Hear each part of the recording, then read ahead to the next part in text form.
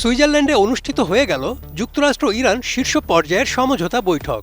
দেশ দুটির কূটনীতিকদের মধ্যকার এই বৈঠক সম্পূর্ণ হওয়ার পরপরই দুই পক্ষকে একটি ইতিবাচক ফলাফলের লক্ষ্যে একই অভিমুখে কাজ করার আহ্বান জানিয়েছে চীন।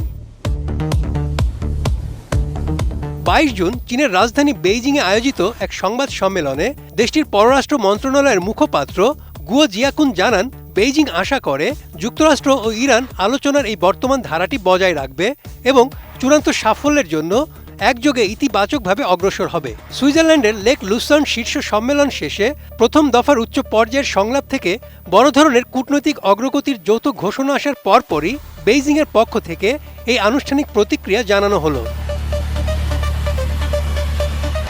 এদিকে মধ্যস্থতাকারী দেশ পাকিস্তান ও কাতারের দেওয়া যৌথ বিবৃতিতে বলা হয়েছিল, লেক লুসার্ন সম্মেলনটি অত্যন্ত ইতিবাচক এবং গঠনমূলক পরিবেশে অনুষ্ঠিত হয়েছে।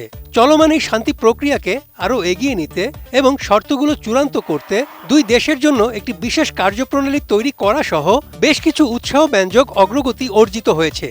এই প্রসঙ্গে চীনা মুখপাত্র গুয়ো জিয়াকুন স্পষ্টভাবে উল্লেখ করেন, চীন, পাকিস্তান ও কাতার সহ সংশ্লিষ্ট সব পক্ষের এই প্রশংসনীয় মধ্যস্থতা প্রচেষ্টাকে সম্পূর্ণরূপে সমর্থন করে। কোয়ালিটি সম্পন্ন আন্তর্জাতিক মানের still bar CSRM, committed for better still.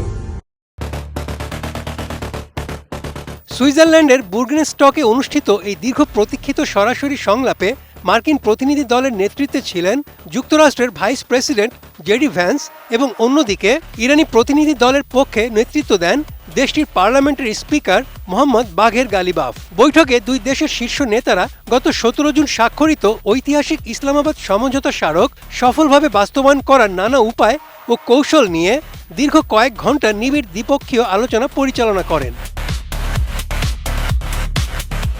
আলোচনা শেষে সামাজিক যোগাযোগ মাধ্যম এক্সে দেওয়া এক বার্তায় লেবানন যুদ্ধ অবসানের ক্ষেত্রে পাকিস্তান ও কাতারের অক্লান্ত কূটনৈতিক প্রচেষ্টার ভূয়সী প্রশংসা করেন ইরানের পররাষ্ট্রমন্ত্রী আব্বাস আরাকচি।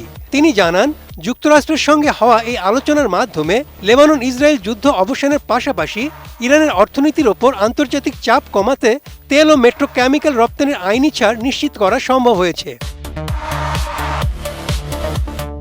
পাশাপাশি ইরানের ওপর থাকা নৌ অবরোধ প্রত্যাহার, কিছু ফ্রিজ থাকা রাষ্ট্রীয় আর্থিক সম্পদ অবমুক্ত করা এবং দেশের জন্য একটি বড় ধরনের পুনর্গঠন ও উন্নয়ন পরিকল্পনা চালু করার সুনির্দিষ্ট প্রতিশ্রুতি আদায় করা গেছে। Desk report, ATN news.